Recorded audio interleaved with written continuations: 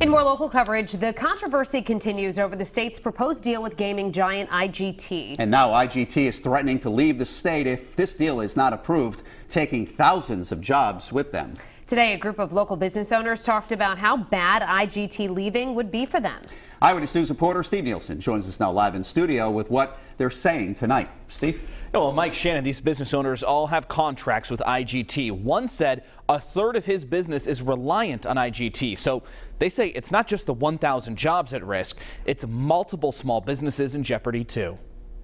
Local business owners stood together in Cranston Thursday explaining why video slot machine operator IGT should stay in Rhode Island. It's about thousands of jobs. We must absolutely retain them with every possibility that we can to make sure that they're here for the long term. Their concern comes from a controversial new deal being vetted between IGT and the state. In 2003, then Governor Don Kachiri agreed to a 20-year deal with what was then G-Tech.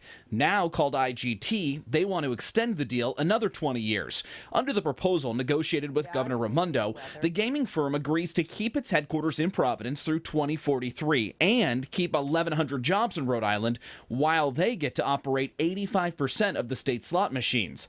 Raimondo told us earlier this year she believes if the deal falls apart, IGT and all those jobs might leave. I don't want any surprise or sadness 6 or 12 months from now if IGT says we're winding down our operations in Rhode Island. The deal didn't go out to bid. Twin River Casino believes they should have been given a chance to fight for the contract. A spokesperson said, "We have repeatedly said that if the contract was opened up to a competitive bid process as required by law, we would form a partnership or consortium with other gaming and technology entities to aggressively compete." Frankly, I think they're ill-equipped to actually even consider proposing or bidding on a project like this.